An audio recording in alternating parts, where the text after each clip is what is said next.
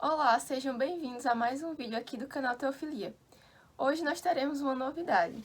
Hoje eu aqui estou aqui em Caruaru, eu vim pra cá dessa vez. Hoje nós vamos falar para vocês sobre o livro Não Tenho Fé Suficiente para Ser Ateu. Que foi o primeiro livro de apologética que eu li na minha vida. A gente não fez assim uma grande excursão por todo o livro, né, para fazer aquele montaréu de citação que eu costumo fazer. Mas vamos dar uma apresentada no sumário dele e fazer alguns comentários sobre cada um dos capítulos ali. Vocês notam, né, que tá cheio de marcação. Esse daqui é o livro dela, né? É o modo dela estudar, né? Eu costumo só fazer umas sublinhações assim a lápis mesmo, e se eu tenho algum tipo de anotação eu faço nas próprias margens do livro. Eu gosto de usar flags e colocar vários post-its durante o livro com os comentários. É o jeito dela. Eu faço um pouquinho diferente. Deixa eu falar dos autores, né? Ele é do Norman Geisler com o Frank Turek. O Norman Geisler, ele comenta nesse livro pelo fato de que ele não foi cristão a vida toda. Ele chega à fé ali, esse final da adolescência, e ele começa a querer evangelizar por tudo, assim, logo depois de ter se convertido. E aí ele encontra um bêbado que também havia estudado teologia antes disso, e o bêbado dá uma enrolada nele ali com uns versículos aleatórios e tal. E ali ele percebe que ele deveria estudar mais para poder fazer um bom trabalho apologético e tal. E eu me identifico com isso, porque eu também fui ler este livro a primeira vez por conta desses meus debatezinhos de internet, sabe? Essas tretas de internet. E aí eu fui percebendo que, poxa, né? Seria muito legal estar aí lendo algo mais profundo, algo mais produtivo, né? Apologeticamente falando, né? E aí eu fui conhecer aí o Norman Geisler com Não Tenho Fé Suficiente para Ser Ateu.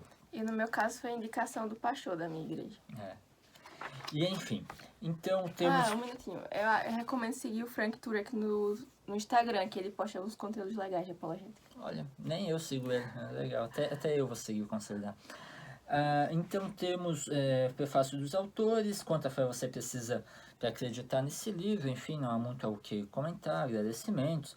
Podemos suportar a verdade, é o primeiro capítulo, então ele vai tratar sobre essas questões de pós-verdade, pós-modernismo, né? Se a gente consegue ou não descobrir as coisas de forma assim objetiva, né? Senão Através da razão. isso, senão é tudo só uma subjetividade. Coisa assim, bem filosofia, né? Bem na área da Samara mesmo, né? Esse livro é muito bom não só para estudante de teologia, mas de filosofia também. O Geisler é filósofo, né? Ele é doutor em filosofia. Ele tem um livro específico sobre introdução à filosofia. É verdade, sim. Em coautoria com outro, o Feinberg, alguma coisa nesse sentido. Tá. Depois do capítulo 2, por que alguém deve acreditar em alguma coisa? Tá ligado ainda a essas questões de verdade, da nossa capacidade de descobrir a verdade ou não sobre o mundo exterior, né, a nossa própria mente. Aí, o capítulo 3, no princípio surge o universo. Aqui ele começa a tratar então sobre a singularidade cósmica, o início do nosso contínuo espaço-tempo. É o argumento cosmológico. William Lane Craig trabalha bastante sobre esse argumento. Há livros inteiros escritos só sobre esse argumento pelo Craig, que até onde eu saiba não está traduzido. Acho que a maioria dos livros de Craig não estão traduzidos. Boa parte não tá. E infelizmente está bem caro ultimamente os livros em inglês, né? E o argumento cosmológico, então, ele funciona da seguinte maneira, né? Tudo que começa a existir tem uma causa para existir. O universo começou a existir, logo o universo tem uma causa. É um argumento dedutivo. E muito antigo, inclusive. Aristóteles já fala mais ou menos sobre isso. Um argumento dedutivo, né? É um argumento válido se a gente conseguir defender as premissas menor e maior Com consistência, a conclusão ela segue lógica e necessariamente. E ele vai trabalhar, então, tudo que começa a existir realmente tem uma causa, será que não há nada que surja espontaneamente? Ele vai tratar sobre as questões da física quântica, né? Aquelas questões das moléculas subatômicas, né? Surgindo a partir de flutuações quânticas. Isso não seria uma evidência de coisas surgindo a partir do nada? E ele vai tratando sobre isso. Depois, a questão de o universo realmente ter surgido, ter começado a existir, o que hoje nós chamamos então de Big Bang, que foi inclusive proposto por um padre, George Lemaitre, né? Uma curiosidade que nem sempre aparece isso. Tem um livro específico sobre isso, acho que é Cientistas de Batina, alguma coisa assim, né? Eu já ouvi Sobre falar desse, cristã, eu não li não também. tenho esse eu não tenho, mas eu já ouvi falar. Enfim, isso acaba apontando para a existência de algo para além do nosso contínuo espaço-tempo, que seria a própria causa, então, da existência do nosso universo. Capítulo interessantíssimo.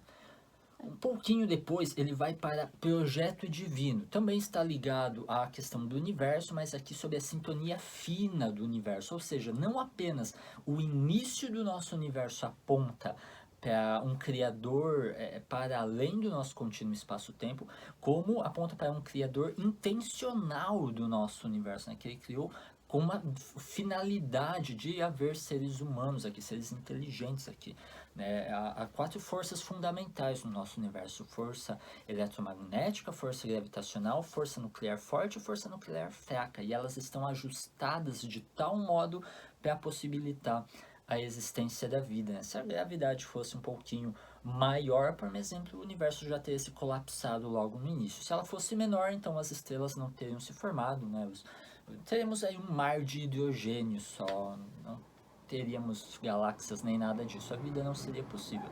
E assim também a questão da força eletromagnética e nuclear, e, enfim, né, elas estão ajustadas. Tem vários pontos direitinho, né? Cada um deles. Sim, ele vai mencionando vários, desde a distância da Lua, coisas assim menores, né, quanto essas coisas mais fundamentais do próprio universo, da própria possibilidade dessa aglomeração de matéria a fim de fazer material sólido, né. E não precisa entender tudo isso de ciência, porque eles falam de uma forma bem didática. Dá pra pessoa entender facilmente. Né, eu acho que eu faço parecer ser difícil demais, né? Não. Não, é de boa de acompanhar, né? Depois, a primeira vida, lei natural ou deslumbramento divino. Então, aqui sobre o início da vida. E bem assim, de carona com essa ideia da primeira vida, vem também novas formas de vida do angu até tu, passando pelo zoológico. Então ali vai estar tratando sobre início da vida, evolucionismo, criacionismo, essas questões aí mais de biologia, né, evolução, coisas assim. O Geisler, ele vai bem numa linha criacionista, tá? Ele vai criticar aqui tanto evolucionismo teísta também, então ele vai numa linha bem criacionista aqui. Que eu acho bem melhor. A Samara é mais convicta eu sou criacionista. do que eu. Ela é mais convicta. Totalmente criacionista, né? Porque os evoteístas são criacionistas. Criacionista nesse sentido do criacionismo ao estilo Adalto Lourenço, assim, né? Do Gênesis 1 e 2, como Thalia. Não, John Lennox também, nessa vibe, né? Mais ou menos. O John Lennox tem um livro que tá só em inglês, né? 7 Days, Days That Divine the World, é alguma coisa nesse sentido, 7 dias que dividiram o mundo, uma coisa nesse, eu não lembro completamente de cor. Ele vai numa pegada assim, não é um evolucionista, mas assim, que Deus dá o comando, mas o comando pode demorar muito tempo para acontecer de modo assim, um tanto progressivo. Mais ou menos isso, se eu bem me recordo, as colocações dele. Porque a ciência não consegue enterrar Deus, eu acho que ele apresenta muito bem, porque ele coloca ambos os lados assim de uma forma muito equilibrada, assim. Eu gosto muito das... Já tem resenha aqui no canal. Que eu já fiz a resenha, é verdade. Eu acho que ele é muito bom nisso, eu gosto bastante do John Lennox. A gente vai deixar linkado na descrição do vídeo, esse do John Lennox. Ok. Depois, Madre Teresa versus Hitler. Aqui é o argumento moral. Então, como é que a gente vai colocar, tendo o mesmo peso moral, as ações de um Adolf Hitler na Alemanha, né, ali em 1930, 1940, Que com... tinha uma vibe boa, vale lembrar isso, né? Porque hoje todo mundo lembra de Hitler depois do que aconteceu. Aí é muito fácil julgar. Mas naquele começo, tanto ele... Eu lembro até que eu comentei sobre a Margaret Sanger quando eu anotei aqui nesse livro, que Margaret Sanger vem com essa ideia do aborto como uma coisa boa, né? A gente vai exterminar a pobreza, porque vamos matar todos os possíveis futuros pobres. Basicamente é isso. E Hitler vinha com essa ideia também, Exato, né? De exato. criar uma sociedade perfeita, onde não Utopia. haveria inválidos, essas coisas todas. Então, naquela época, parecia algo moral. Por isso que os autores trazem muito esse exemplo, né? De Madre Teresa versus Hitler, que parece algo tão óbvio, mas não era. Na ocasião o pessoal estava levando a sério mesmo, né? O pessoal diz assim que foi assim que Stalin fez com que todos os russos fossem felizes, né? Ele matou todos os tristes, né? Basicamente. Então, o argumento moral, né? Como também a existência da moral aponta para a existência de Deus. Ele também pode ser organizado de modo de um argumento dedutivo, né? Se valores morais existem, então Deus existe. Valores morais existem, logo Deus existe. E aí a gente vai defendendo cada uma das premissas, né? Primeiro a gente vê se realmente há esse link, essa ligação entre a existência de valores e obrigações morais com a existência de Deus ou não. Inclusive, há aquele paradoxo, né, de Deus defende algo porque é bom, então aquilo é bom de forma independente, não depende da existência de Deus. Aquilo é bom porque Deus defende, porque Deus ordena, então seriam leis assim autocráticas, né, leis arbitrárias, essa é a palavra que eu tentava. É um paradoxo que o pessoal fala por aí, né, eu não lembro se ele trata sobre esse que nesse livro, mas eu sei que o William Lane Craig trabalha com esse aí. O Craig responde, esse aí eu vou deixar vocês curiosos. Eu lembro do que o Craig fala, mas eu quero deixar vocês Uma coisa que me atraiu pra apologética foram os vídeos de Craig, que eu recomendo, assim, quem tá começando, procurar os vídeos antes de ler os livros. Craig é massa. E outra coisa, que nessa parte ele já tá começando a falar do Deus judaico-cristão, né? Porque antes era tipo, se a ideia de um Deus é válida. Isso, aí progressivamente ele vai entrando na questão do cristianismo. Vai afunilando, assim. Eu gosto desse método dele. Vai por etapa, né? bem didático. Que é só na origem do universo. É um Deus inteligente, não precisa necessariamente ser o Deus judaico-cristão. Isso. Talvez os muçulmanos aqui sejam corretos daí, né? Até os hindus, qualquer coisa. O que importa é ter um Deus que criou as coisas. Aí aos poucos ele vai entrando em detalhes, né? Legal, isso aí. Depois, milagres, sinais de Deus ou enganação. Aqui ele vai trabalhar assim, por que o mar vermelho não se abre mais hoje em dia? Por que não cai maná do céu hoje em dia? E aí ele vai trabalhar sobre essa questão então dos milagres, se eles ainda são possíveis, por que não acontecem mais nessa magnitude do que a gente lê nas escrituras, enfim, ele trabalha com isso. Depois, possuímos testemunho antigo sobre Jesus. Agora ele começa a enfocar bem nessa questão cristianismo, né? Historicidade do Novo Testamento, da Bíblia como um todo. Que é basicamente todo o final do livro é bem focado nisso, porque realmente tem muita coisa, né? O pessoal fala, a Bíblia foi alterada, e ele vai explicar direitinho tudo isso. Foi escrita lá no Concílio de Nicéia, em 625. Colocaram só o que era de interesse da igreja. Isso, a igreja foi colocando coisas na boca de Jesus, né? Esse tipo de coisa. Ele vai tratar direitinho sobre cada um desses detalhes. Isso, se esse texto que chega até nós, ele é fruto de testemunhas oculares mesmo ou não. E quais são os métodos pelos quais a gente pode avaliar isso. Métodos históricos, né? Usados na disciplina histórica, não é uma coisa da teologia simplesmente, né, de apologistas. Não, a gente vai pegar um método histórico, aplicar no Novo Testamento e ver como é que o Novo Testamento se sai nisso aí. É muito interessante fazer isso. É muito interessante mesmo, porque geralmente o pessoal pensa em apologética como debater com ateus, mas tem que lembrar que tem outras religiões e muitas seitas ditas cristãs que manipulam essas coisas, então a gente tem que realmente estar preparado para responder a esse pessoal também, né? É verdade. Depois, temos testemunhas oculares sobre Jesus. Vai ainda na mesma linha, né, do que eu estava falando. Numa é se aquilo é antigo o suficiente e agora se eles demonstram ser testemunhos oculares. Uma das coisas que eu lembro que ele comenta é sobre o Evangelho de João, por exemplo, que é um dos que menciona o fato da lança, né, perfurando o lado de Jesus e saindo água e sangue. Isso é um efeito médico conhecido hoje, o que demonstra que ele realmente presenciou algo assim, porque é algo que nós sabemos que efetivamente acontece.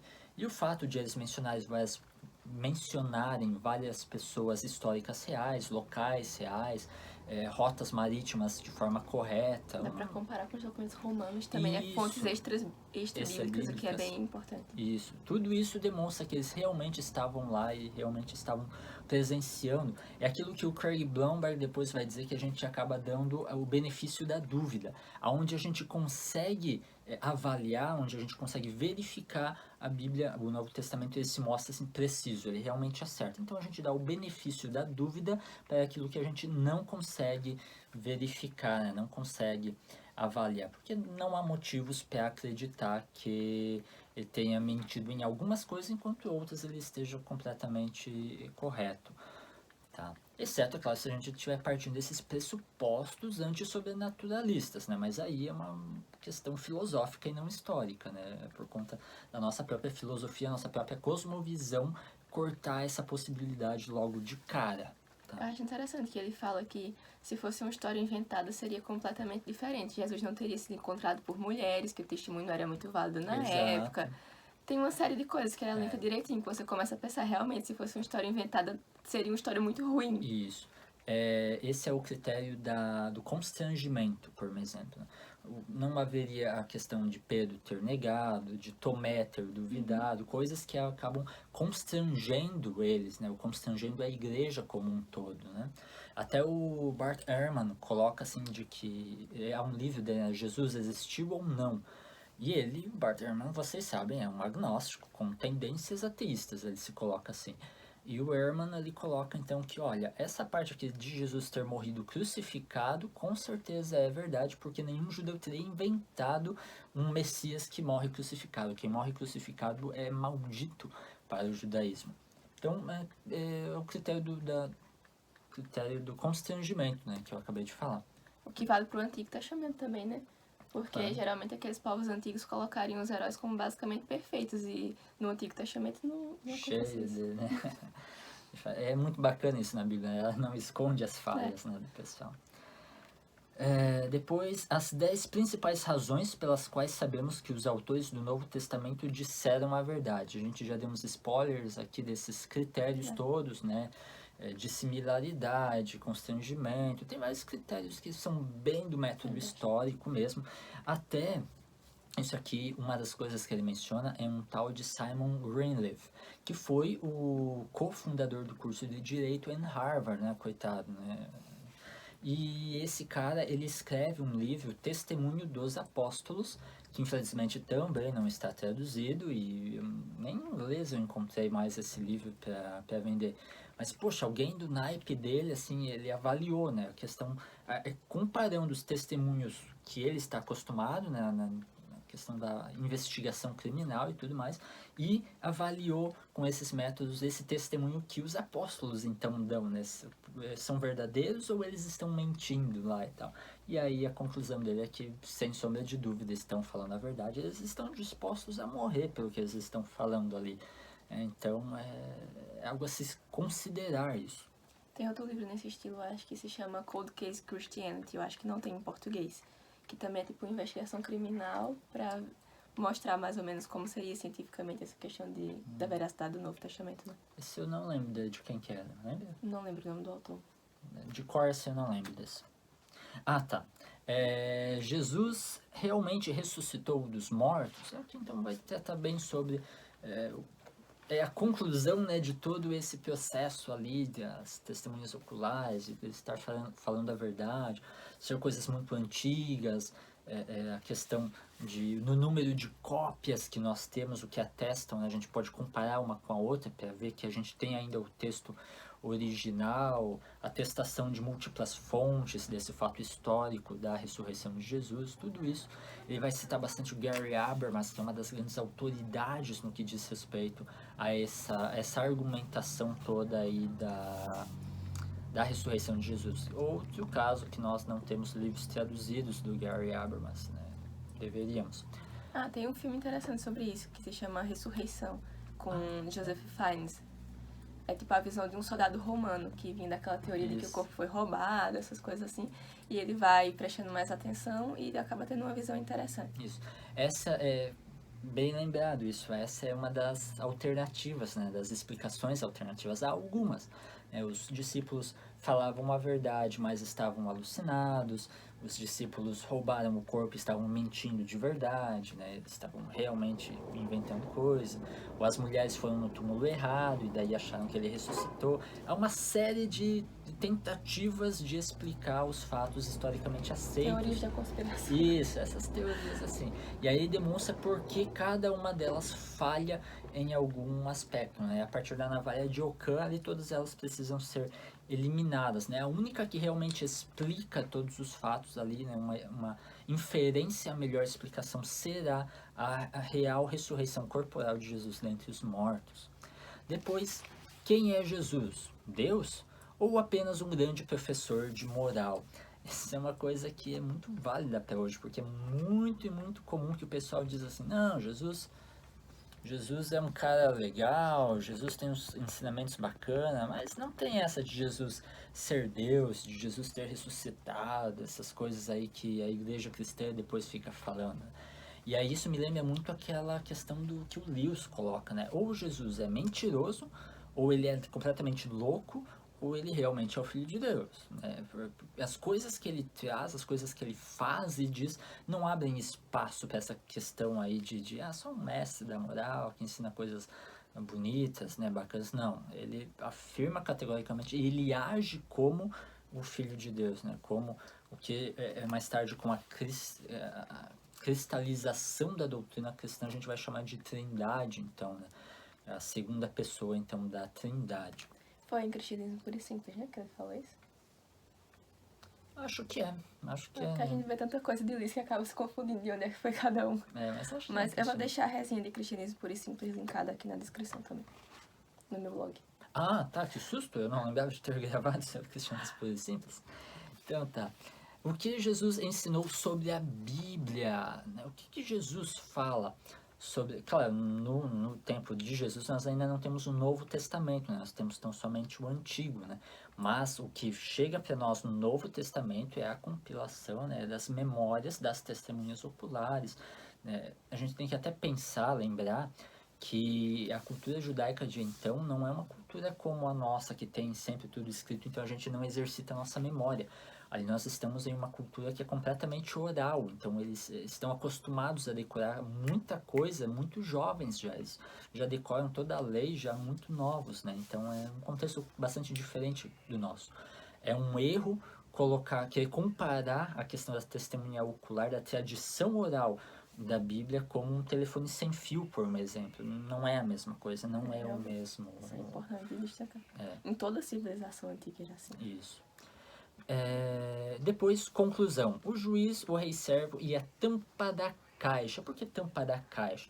No início do livro, o Geisler e o Frank Turek, eles colocam no sentido de um quebra-cabeça, onde a gente vai encaixando as coisas a fim de conseguir juntar a tampa da caixa do quebra-cabeça, então, e juntando todas essas questões aí, o início do universo, a justifino dele, a existência de leis morais, né, de obrigações morais objetivas, questão de Deus ter se encarnado em Jesus, ressuscitado, como nós temos bons motivos para acreditar, como tudo isso só se encaixa na cosmovisão, então, teísta cristã, né, judaico-cristã. Então, o cristianismo é a religião, por fim, verdadeira.